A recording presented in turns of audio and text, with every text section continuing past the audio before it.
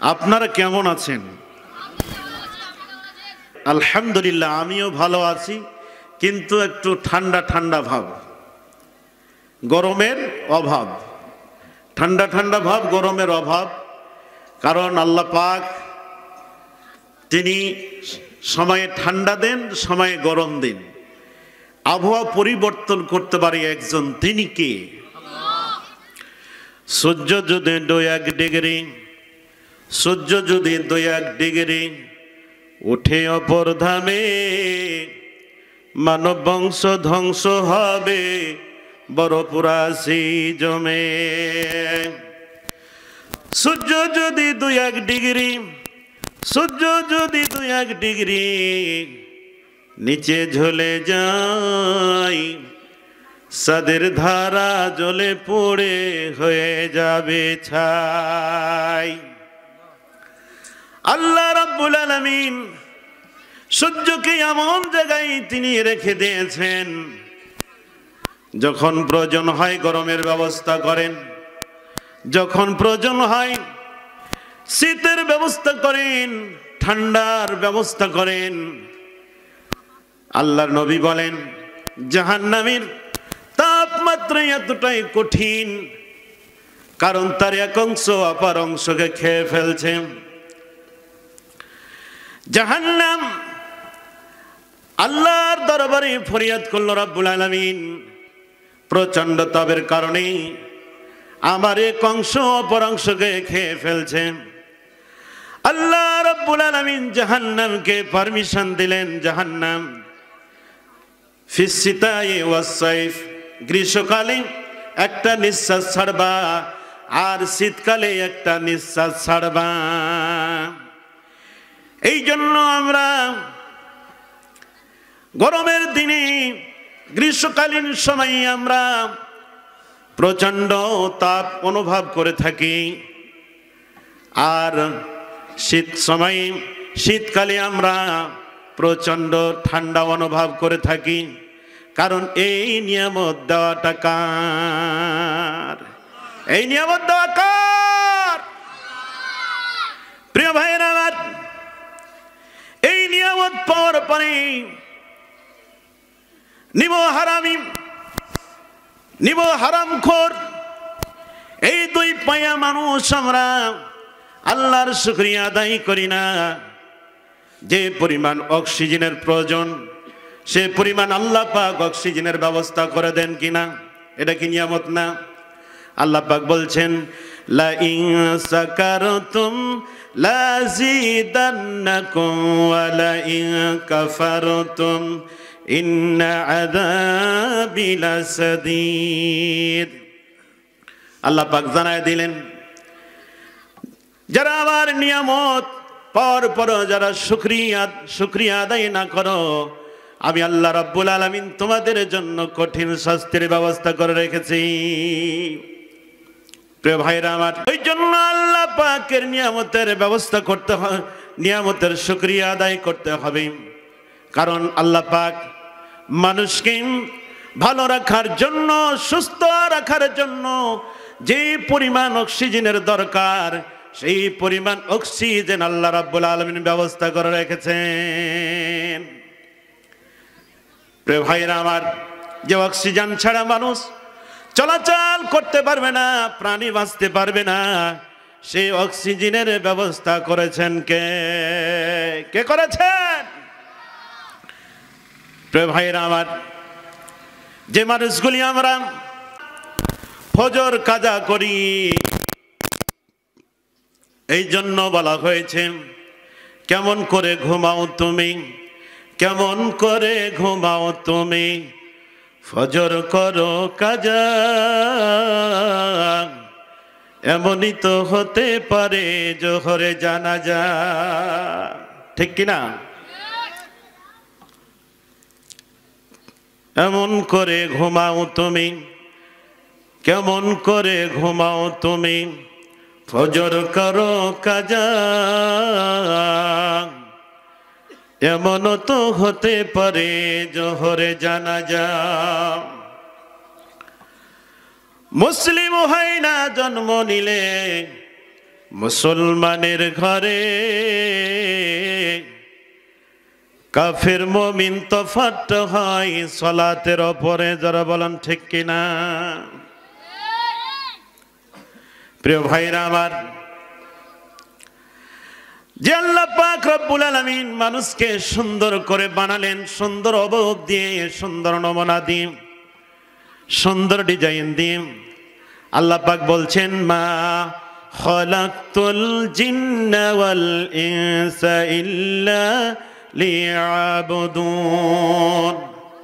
আল্লাহ পাক জানাইয়া দিলেন আমি জিন এবং ইনসানকে একমাত্র কেবলমাত্র আমার ইবাদত করার জন্য কি করেছি? সৃষ্টি করেছি। আল্লাহ পাক রব্বুল আলামিন আরো জানাইয়া দিলেন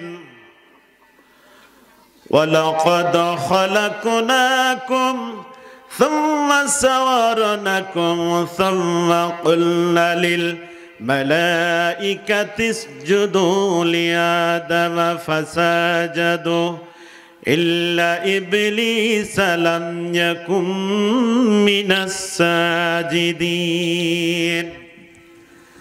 আল্লাহ রাব্বুল আলামিন সুন্দর করে জানিয়ে দিলেন আমি আদমরে বানাইলাম সুন্দর নমুনা দিয়ে, সুন্দর কাঠামো দিয়ে, সুন্দর অবয়ব দিয়ে আমি আদমরে বানাইলাম।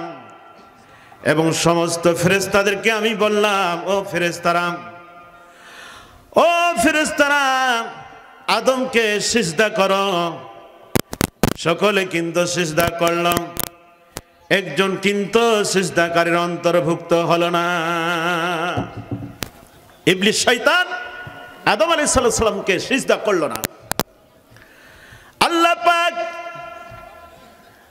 জানিয়ে দিলেন ও ইবলিস শয়তান, কেন তুমি আদমরে সিজদা করলে না? ইবলিস শয়তান বলতেছে ক্বালা আনা খায়রুম মিনহু খালাকতানি মিন নারি ওয়া খালাকতাহু মিন তিন। ইবলিস শয়তান যুক্তি খাড় করছে, আল্লাহ আদমরে তুমি মাটি দিয়া বানাইছো আর আমাকে বানাইছো আগুন দিয়ে। আমি আগুন হই মাটি দিয়ে তৈরি মানুষের নিকট আমি সারেন্ডার হতে রাজি নয়। প্রিয় ভাইরা আমার, এই জন্য সালাতের প্রতি অবশ্যই মনোনিবেশ করতে হবে। কারণ একজন ব্যক্তি সালাত ছাড়া মুসলিম থাকতে পারে না, মুমিন হতে পারে না। আল্লাহ পাক সুন্দর করে সূরাতুল মুমিনুনের মধ্যে সুন্দর করে কোট করলেন কদ আফলাহাল মুমিনুন। অবশ্যই মুমিনরা সফল কাম হয়ে গেছে। আল্লাযীনা হুম ফি সালাতিহিম খাশিউন। যারা সালাতের ব্যাপারে বিনয়ী, তারা কি হয়েছে বলেন তো? সফল কাম হয়েছে। সালাত হচ্ছে মানুষের জীবনে একটা বিশাল একটা ফাউন্ডেশন। কারণ যার জীবনে সালাত নেই তার জীবনে কি? যার জীবনে সালাত নেই সেই মানুষটি সুন্দর হতে পারে না, সেই মানুষটি কখনো অপরাধ মুক্ত হতে পারে না। আল্লাহ পাক বললেন ওয়াল্লাযীনা হুম আলা সালাওয়াতিহিম ইউহাফিজুন। আল্লাহ পাক সুন্দর করে সূরাতুল মুমিনুনের মধ্যে সুন্দর করে কোট করে জানায় দিলেন যারা নামাজের হেফাজত করবে, নামাজকে সংরক্ষণ করবে, নামাজকে ভালোবাসবে, আল্লাহ পাক সুন্দর করে কোট করে জানায় দিয়েছেন ওয়াল্লাযীনা হুম আলা সালাওয়াতিহিম ইউহাফিজুন উলাইকা হুমুল ওয়ারিসুন আল্লাযীনা ইয়ারিসুনাল ফিরদাউসা হুম ফীহা খালিদুন। আল্লাহু আকবার। প্রিয় ভাইরা আমার,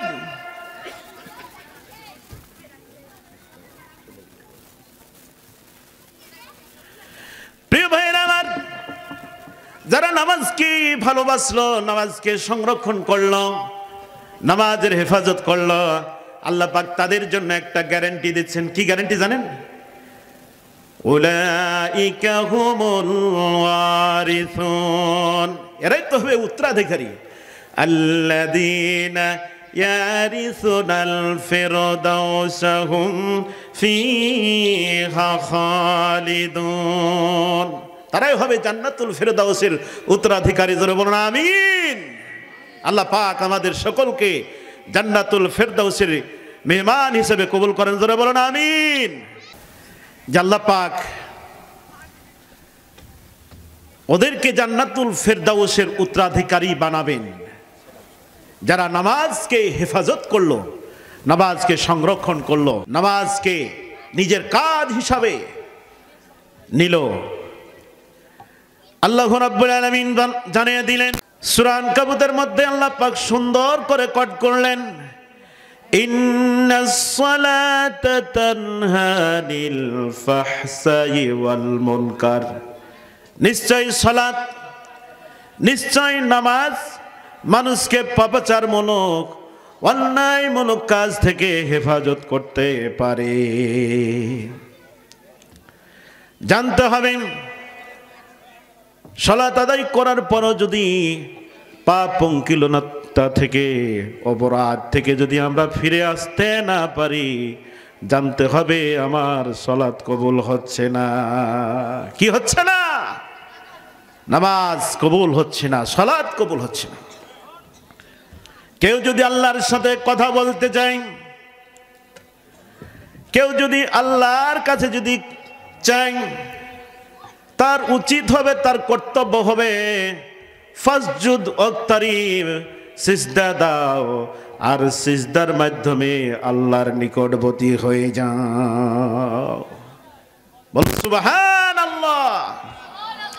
আল্লাহর নিকটবর্তী কেউ যদি হতে চায়, সিজদার কোনো বিকল্প আছে? সিজদার কোনো বিকল্প আছে? নেই। প্রিয় ভাইরা আমার, বিশ্বনবী বলেন, ইন্না হাদাকুম ইযা ক্বামা ফি সালাতিহি ফাইন্নাহু ইউনাজি রাব্বা, বান্দা যখন সালাতে দণ্ডায়মান হয়ে দাঁড়িয়ে যায়, তখন রবের সাথে বান্দার কথোপকথন শুরু হয়ে যায়। সুবহানাল্লাহ, দোয়া শুরু হয়ে যায়। সালাত, সালাত শব্দের আবিধানিক অর্থ কি? আদ-দুআ ওয়ার রাহমাত ওয়াল ইস্তিগফার।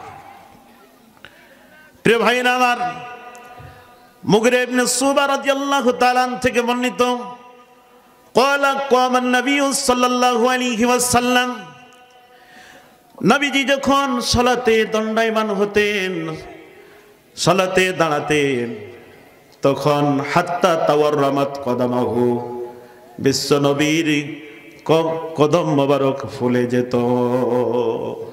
বিশ্বনবী যখন সালাতে দাঁড়াতেন, দীর্ঘক্ষণ দাঁড়িয়ে থাকার কারণে বিশ্বনবীর পা মোবারক, কদম মোবারক কি হয়ে যেত? ফুলে যেত। আয়েশা রাদিয়াল্লাহু তাআলা আনহা তিনি বললেন, আপনি এভাবে করেন কেন? লিমা তাসনা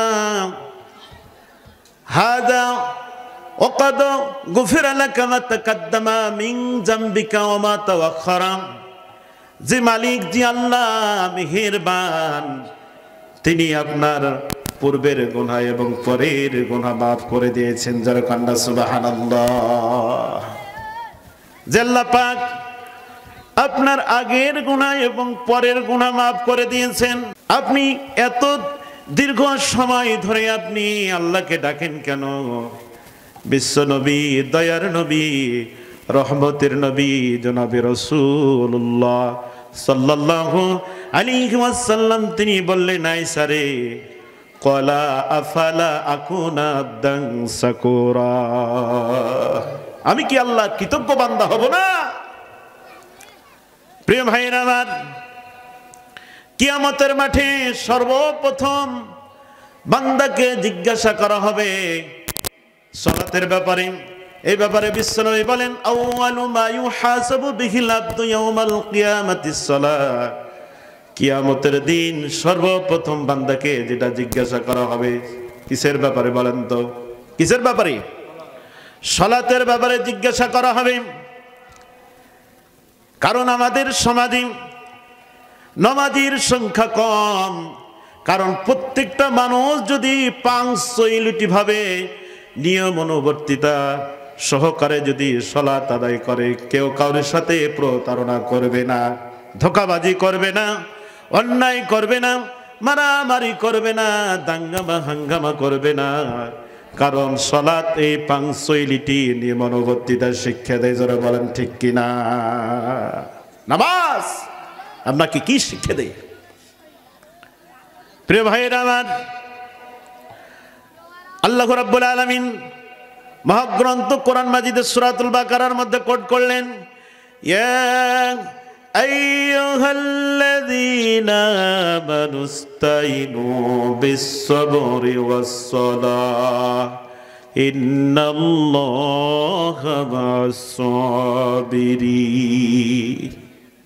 নিশ্চয় বান্দার সাহায্য প্রার্থনা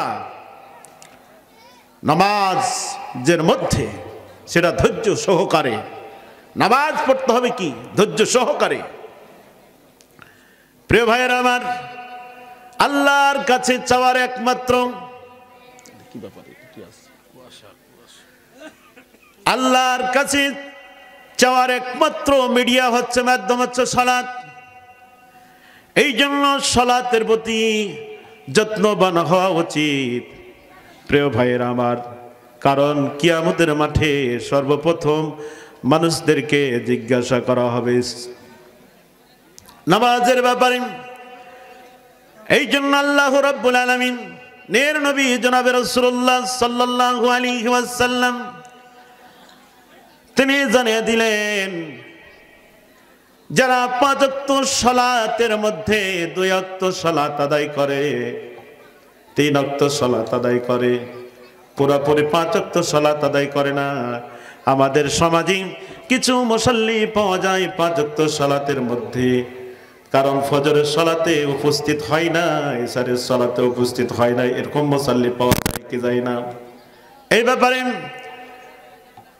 আবু হুরায়রা থেকে একখানা হাদিস বর্ণিত, বিশ্বনবী বলেন, লাইসা সালাতা আসকালা আলাল মুনাফিকিনা মিনাল ফাজরি ওয়াল ইশাই ওয়ালাউ লা ইয়ালামুনা মা ফিহিমা লাতাওহুমা ওয়ালাউ হাব্বান, মুত্তাফাকুন আলাইহি। বুখারী মুসলিম শরীফের হাদিস। নবীজি বলেন, যারা ইশা এবং ফজরের সালাতে যারা শামিল হয় না, এদেরকে মুনাফিকি নামাজি বলা হয়েছে। কোন নামাজি বলা হয়েছে? মুনাফিকি নামাজি বলা হয়েছে। এরা মুনাফিক। কারণ ইশা এবং ফজরের সালাতে কি সব রয়েছে, কি নেকি রয়েছে। মানুষ যদি এটা জানতো তাহলে হামাগুড়ি দিয়ে হলো মসজিদে গিয়ে জামাতের সাথে কি করত? সালাত আদায় করত। আল্লাহর নবী বলেন, কেউ যদি ইশারের সালাত জামাতের সাথে আদায় করে, বিশ্বনবী বলেন, নিসফুল লাইল, অর্ধরাত ইবাদত করে যা সওয়াব হবে, ইশারের সালাত যদি জামাতের সাথে আদায় করে তাই সওয়াব হবে। সুবহানাল্লাহি ওয়া বিহামদিহি। প্রিয় ভাইয়েরা আমার, নবীজি বলেন, কেউ যদি ফজরের সালাত যদি জামাতে আদায় করে, নবীজি বলেন সারা রাত ইবাদত করে যা সওয়াব হবে, ফজরের সালাত জামাতের সাথে আদায় করলে তাই সওয়াব হবে। বলুন সুবহানাল্লাহ। আমাদের এই সমাজে কিছু মুসলিম আছে নামাজের ধার ধারে না, ইমামদেরকে বকে। এরকম আছে না নাই?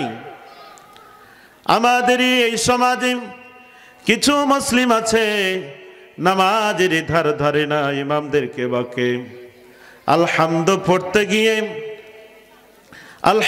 পড়তে গিয়ে দাঁত ভেঙে পড়ে, সূরার কথা জিজ্ঞেস করলে খুখুর খুখুর কাছে। কাছে কি কাছে না? কিশোর বয়স পার করেছে, প্রেম প্রীতি করে, যুবক বয়সে এসে আবার মদ গাঁজা ধরে। শেষ বয়সে মৃত্যুর ভয় নামাজ পড়তে যায়, মসজিদে গিয়ে তাও ইমামদের জ্বালা। আছে না নাই? ইমামকে জ্বালা মুসাল্লি অ্যাভেলেবল, কারণ মুসাল্লিরা ইমামদেরকে কি করে? বিরক্ত করে। প্রিয় ভাইয়েরা আমার, 40 বছর পার হয়েছে, নামাজ শিখে নাই, শিখবে তারা কেমন করে? ইমামদের ঠগায়, ইমামদের ঠগায়। প্রিয় ভাইয়েরা আমার, সালাত আমাদের কি শিক্ষা দেয় এটা অবশ্যই জানতে হবে, কারণ আল্লাহ পাক আপনার এবং আমার জন্য জান্নাত এবং জাহান্নাম তৈরি করেছেন, কারণ সালাতের বিনিময় হচ্ছে জান্নাত। সালাতের বিনিময় কি? জান্নাত।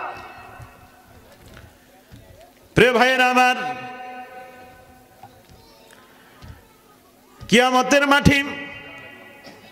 কিয়ামতের মাঠে বিশ্বনবী তিনি তার উম্মতদেরকে কিভাবে বাছাই করে জান্নাতে যাবেন?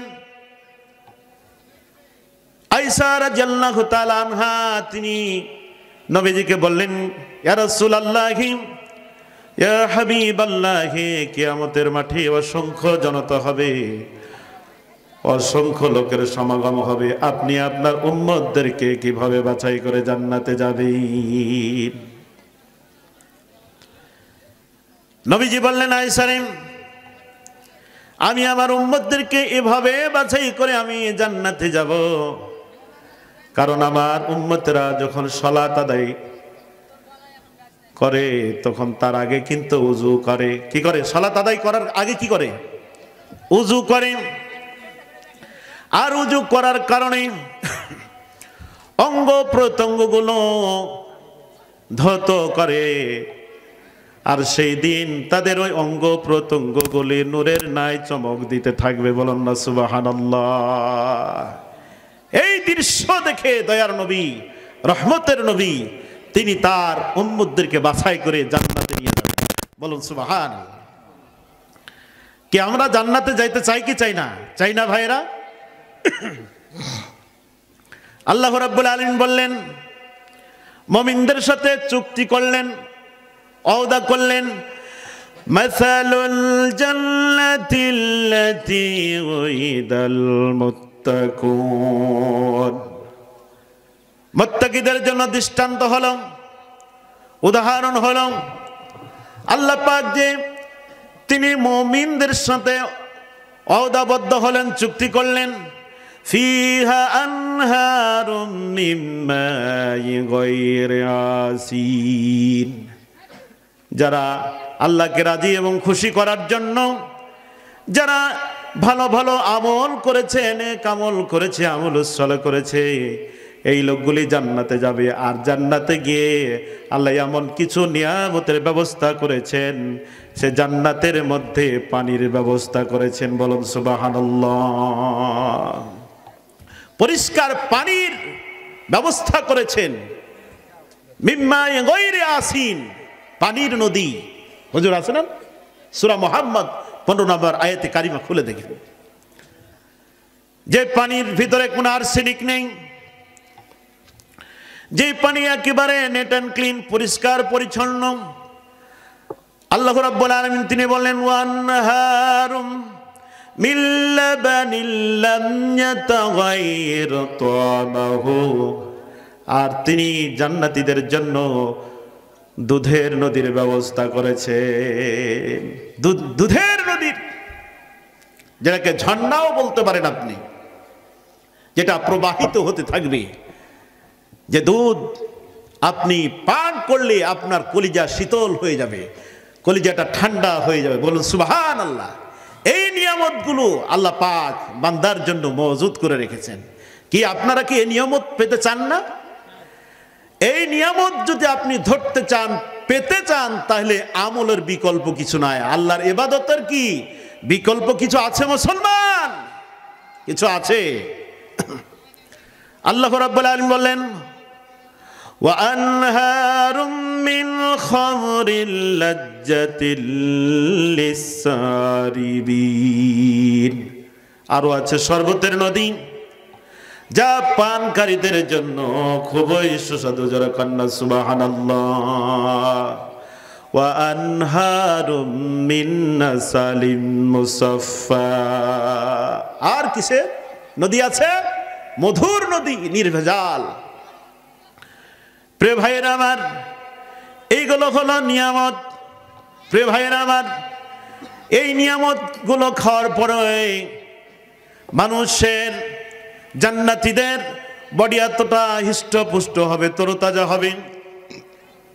আল্লাহ রাব্বুল আলামিন একজন জান্নাতীকে এতটাই পরিমাণ শক্তি দিবেন, কারণ এ দুনিয়ার বাঘা বাঘা 100 জন যুবকের শক্তি আল্লাহ রাব্বুল আলামিন জান্নাতীদেরকে দিবেন। বলুন সুবহানাল্লাহ।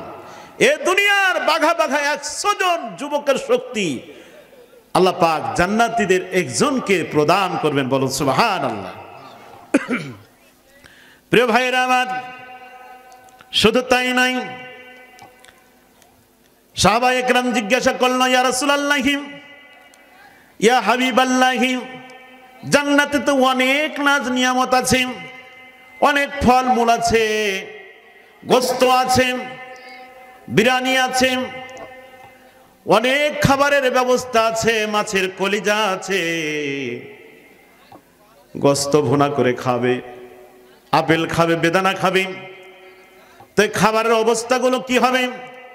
নবীজি বললেন, ও আমার সাহাবীরা, জান্নাতীরা খাবে, পান করবে, তারা কোনোদিন থুথু ফেলবে না, তাদের নাকে কোনো সেলস মারবে না, তারা প্রসাদ পায়খানা করবে না। সাহাবায়ে কেরাম বললেন, ক্বালু ফামা বালাতুম, খাবারের অবস্থাগুলো কি হবে? নবীজি বললেন, ক্বালা জুসাউন ওয়া রাসহুন কারাসহিল মিস্ক, কারণ জান্নাতীদের একটা ঢেকুর আসবে, এতে খাদ্য হজম হয়ে যাবে আর শরীর দিয়ে ঘাম বেরিয়ে যাবে, যে ঘামটা হচ্ছে মিসকে আম্বর। বলুন সুবহানাল্লাহি ওয়া বিহামদিহি। প্রিয় ভাইয়েরা আমার, আল্লাহ রাব্বুল আলামিন এই মানুষের জন্য যেমন জান্নাতের ব্যবস্থা করেছেন, জান্নাতে থাকার ব্যবস্থা করেছেন, তেমনি এই মানুষের জন্য জাহান্নামে থাকার ব্যবস্থা করেছেন। কি করেন নাই? করেছেন না?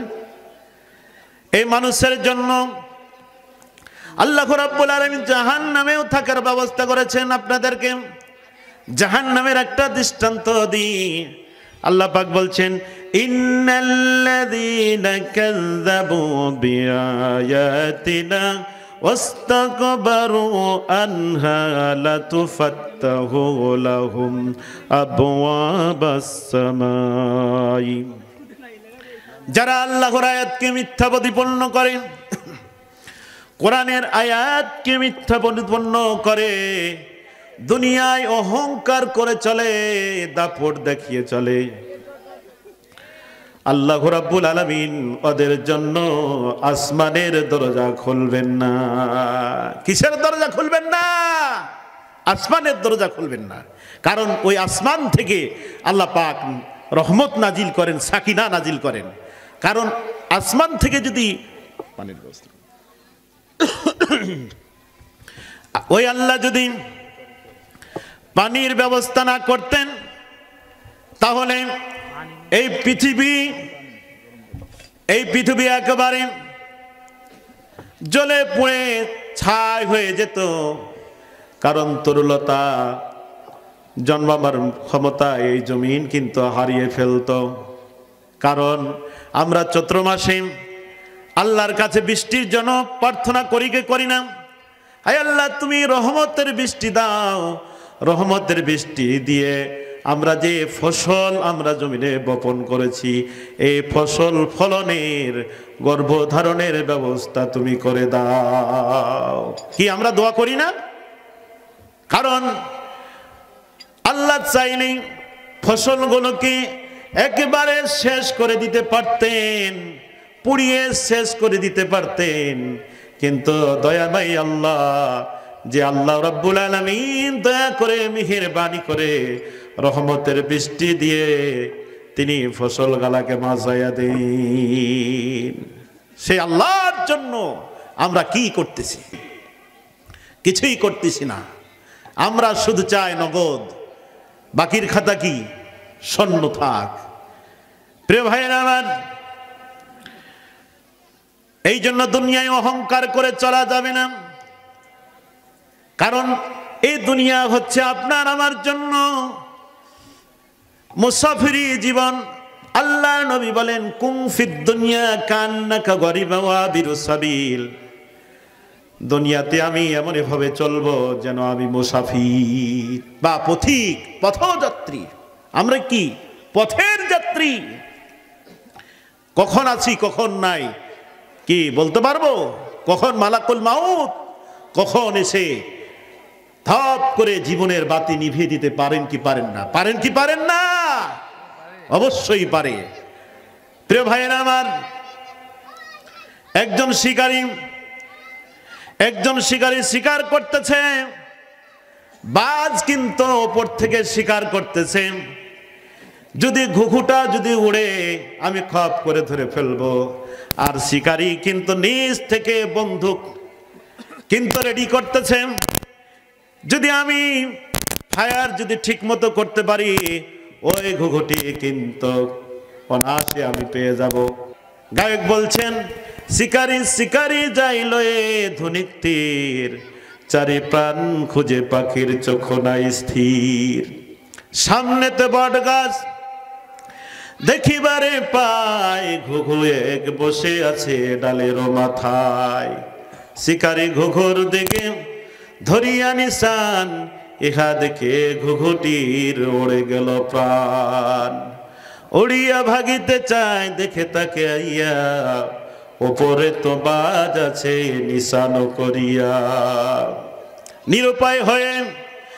নিরুপায় হয়ে ঘুঘু করে নিবেদন, উদ্ধার করো গো প্রভু নিকটে মরণ।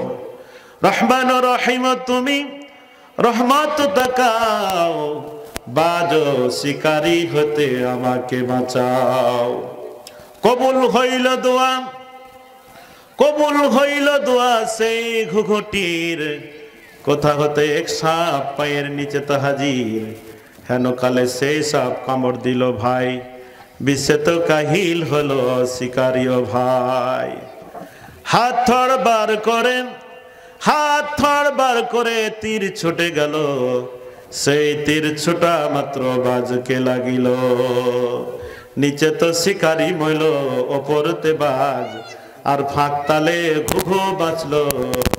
আল্লাহর কি কাজ, জোরে কন্যা সুবহানাল্লাহ। শিকারি চেয়েছিল তীর দিয়ে ঘুঘুটির প্রাণটাকে উড়িয়ে দেওয়ার, আর বাজও অপেক্ষায় ছিল যে খপ করে আমি ঘুঘুটিকে ধরে ফেলবো। কিন্তু আল্লাহর কি কৌশল, আল্লাহর কি মক্কর চক্কর, এমন একটা বিষধার সাপ এনে দিল, সেই বিষে কাহিল হলো শিকারি। আর যখন হাত থড় বার করে যখন তীরটা যখন ছুটে যায়, ওই তীর কাকে লাগলো বলেন তো? কাকে লাগলো? বাজকে লাগলো। আর এই ফাঁকে আল্লাহ পাক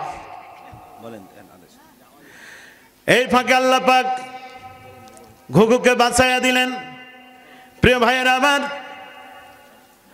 ওই জন্য কখন জীবনের ঘণ্টা বেজে যাবে বলা যাবে না। এই জন্য বিশ্বনবী বললেন, আকসিরু যিকরাহা হাদিমিল লাজ্জাতিল মাউত। পৃথিবীর মানুষ, তোমরা অধিক পরিমাণে তোমরা মৃত্যুকে স্মরণ করো, অধিক পরিমাণে, বেশি পরিমাণে। কারণ বেশি পরিমাণে যদি মৃত্যুকে স্মরণ করো, তাহলে তোমার দ্বারা কোনো অন্যায়মূলক কাজ হবে না, পাপাচারমূলক কাজ হবে না।